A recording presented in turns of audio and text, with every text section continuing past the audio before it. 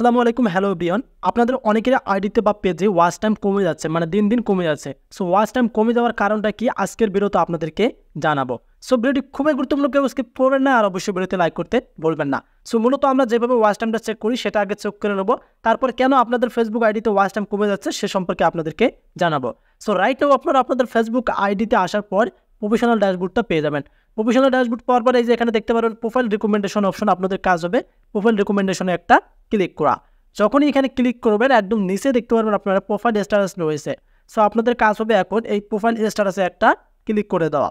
এখানে ক্লিক করে দেওয়ার পর আপনারা দেখতে পারতেছেন এখানে আমাদের এলিজিবল টু মনিটাইজ অপশনটা রয়েছে। এখানে সরাসরি আবার একটা আপনারা ক্লিক করে দেবেন। যখন এখানে ক্লিক করে দেবেন তখন কিন্তু আপনারা দেখতে পারবেন এখানে কিছু টুলস আছে, মানে আমাদেরকে টুলসগুলো ট্রাই করতে বলতেছে। সো বিষয়টা হচ্ছে আপনি যে ফেসবুকে নিয়মিত ভিডিওগুলো আপলোড করে যাচ্ছেন সেই ভিডিও থেকে আপনাদের ইনস্ট্রিম অ্যাডসের জন্য কি করতে হয়। ইনস্ট্রিম অ্যাডস আপনাদেরকে যে ওয়াচ টাইমটা দেবে সেটা পূর্ণ করলে আপনারা এখানে একটা সেট আপ অপশন পাবেন। বাট দিন দিন এটা কমে যাচ্ছে। হ্যাঁ, এটা কমে যাওয়ার কারণ কি এটারই অনেকেই কমেন্ট করতেছেন। সো তাদের জন্য আজকের ভিডিওটা খুবই স্পেশাল, আপনারা শুধু ভিডিওটি ফুল কন্টিনিউ করুন। সো এই যে আমরা এখন সরাসরি এখন ইনস্ট্রিম অ্যাডসে একটা চলে যাব। সো ইনস্ট্রিম অ্যাডসে আপনারা ক্লিক করে দেবেন। ইনস্ট্রিম অ্যাডসে ক্লিক করে দেওয়ার পর আমরা একটু নিচে এভাবে স্ক্রল ডাউন করে নেব। সো আপনাদের আইডিতে কীরকম আছে এলিজিবিলিটি ক্রাইটেরিয়া সেটা আমার জানা নেই। সো ইনশাল্লাহ আমার আইডিতে কিন্তু এটা টিকমার্ক আছে, content machine policy issue tick mark আছে, তবে এখনও ফলোসটা কমপ্লিট হয়নি। ফলোস কমপ্লিট হয়নি, তার সাথে সাথে আমরা একটু নিচে স্ক্রল করব।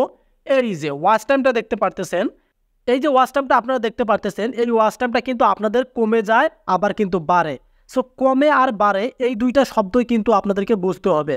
যখন আপনার আইডিতে রিচ ভালো থাকে, মানে আপনার আইডির ভিডিওতে ভিউ ভালো হয়, তখন কিন্তু আপনাদের ওয়াচ টাইমটা বেড়ে যায়।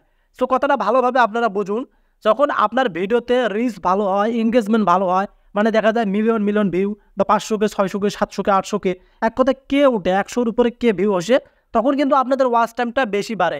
কারণ আপনাদের অডিয়েন্সগুলো আপনাদের ভিডিও দেখে, সেখান থেকে যে ওয়াচ টাইমটা আসে এখানে কিন্তু যুক্ত হয়। আর যখন দেখা যাচ্ছে আপনি দিনে 3টা করে ভিডিও দিচ্ছেন তখন কিন্তু আরও রিচ বাজে। আর যদি 4টা করে ভিডিও দেন তখন আরও রিচ বাড়ে। যদি আমার কথাগুলো ভালোভাবে না বোঝেন তাহলে কিন্তু আপনারা এই সম্পর্কে জানতে পারবেন না যে কেন ওয়াচ টাইম কমে যাচ্ছে।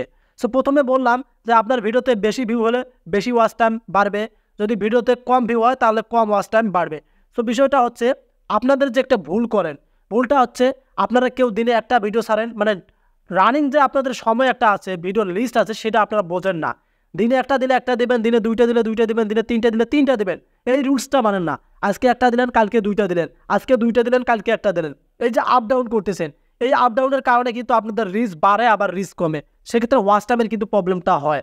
আর এখানে একটা কথা বলে আছে লাস্ট 60 ডে। আপনি যদি এক কথায় 1 বছর 2 বছর 3 বছর 4 বছর, তার শেষের যে 2 মাস থাকবে ওই 2 মাসের ভিতরে যদি ওয়াচ টাইম কমপ্লিট করেন তাহলে কিন্তু এটা কমপ্লিট হবে। আর যদি কমপ্লিট না হয় ভাই তাহলে কিন্তু কমে যাবে। এই যে বিষয়টা আপনাদেরকে বুঝতে হবে, মানে 2 মাসের ভিতরে যদি আপনি কমপ্লিট করতে না পারেন তাহলে কিন্তু আপনাদের ওয়াচ টাইম আস্তে আস্তে কমে যাবে। সো ক্লিয়ার কাট আশা করি বুঝতে পারছি যে কতগুলো আপনারা ভুল করছেন।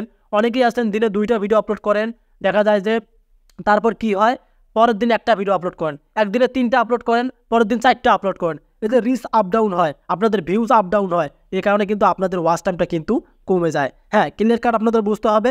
আপনি যদি ওয়াচ টাইম ধরে রাখতে চান তাহলে যে কোনো একটা টাইম সিলেক্ট করুন, যে কোনো একটা ভিডিও আপলোড করুন বা 2টা, দিনে যদি একটা আপলোড করেন একটা, দিনে যদি 2টা আপলোড করেন তাহলে 2টা, এটাই আপনাদেরকে মানতে হবে। আর যদি আপনি দেখেন যে দিনে 3টা ভিডিও দেবেন তাহলে 3টা দেবেন, রিচ বাড়বে, এঙ্গেজমেন্ট বাড়বে, ফলোয়ার্স বাড়বে, ওয়াচ টাইমও বেড়ে যাবে। যারা এই সমস্যায় ছিলেন আশা করি ক্লিয়ার কাট বোঝাতে পারছি। এখন থেকে এই ভিডিও দেখার পর আপনারা কি করবেন, যদি একটা ভিডিও দেন একটা, 2টা দিলে 2টা, 3টা দিলে 3টা, ভিডিওর লিস্টটা আগে ঠিক করুন, তারপর দেখবেন যে একটা ওয়াচ টাইমও আপনাদের কিন্তু কমবে না, দিন দিন ওয়াচ টাইম কিন্তু বেড়ে যাবে। সো আপনার ভিডিওর কারণেই কিন্তু আপনাদের ওয়াচ টাইম কমে যায়, এটা কিন্তু আপনারা 100% কিন্তু ভুল করে থাকেন। সো আজকের পর থেকে এই ভিডিও দেখার পর আপনারা এই ভুলটা করবেন না যে কেন আপনার ওয়াচ টাইম কমে যাচ্ছে। সো আশা করি এই ভিডিওতে আপনাদেরকে বোঝাতে পারছি। যদি একটু বুঝতে প্রবলেম হয় সেটা কমেন্টে জানিয়ে দেবেন, সেটা নিয়ে ভিডিও আসবে অবশ্যই। সো আপনার ভিডিওর আপনি টাইমটা সিলেক্ট করুন, দিনে কয়টা ভিডিও ছাড়বেন এবং সপ্তাহে কয়টা ভিডিও ছাড়বেন, ভিডিওর ক্ষেত্রে কিন্তু আপনাদের ওয়াচ টাইমটা ডাউন আপ করে থাকে। সো এখন থেকে আপনারা নিয়মিত ভিডিও আপলোড করুন, দেখবেন আপনাদের ওয়াচ টাইম কমে যাবে না, দিন দিন বাড়বে। সো পারলে আপনারা দিনে 2টা ভিডিও দেবেন, তাহলে রিচ ঠিক থাকবে, ওয়াচ টাইম ঠিক থাকবে এবং আপনাদের যে এঙ্গেজমেন্ট সেটাও ঠিক থাকবে। সো এখনই ট্রাই করুন, নিয়মিত ভিডিও আপলোড করুন, আর ভিডিওর আপনাদেরকে অবশ্যই আবার বলছি লিস্টেড ঠিক রাখবেন, তাহলে আপনাদের ওয়াচ টাইম কমে যাবে না। সো ভিডিওটি কতটুকু হেল্পফুল হলো অবশ্যই কমেন্ট করে জানিয়ে দেবেন। যদি ভিডিওটি ভালো লাগে, যারা নতুন হয় ভিডিও দেখলে কাইন্ডলি চ্যানেলটিকে সাবস্ক্রাইব করে রাখবেন। ধন্যবাদ।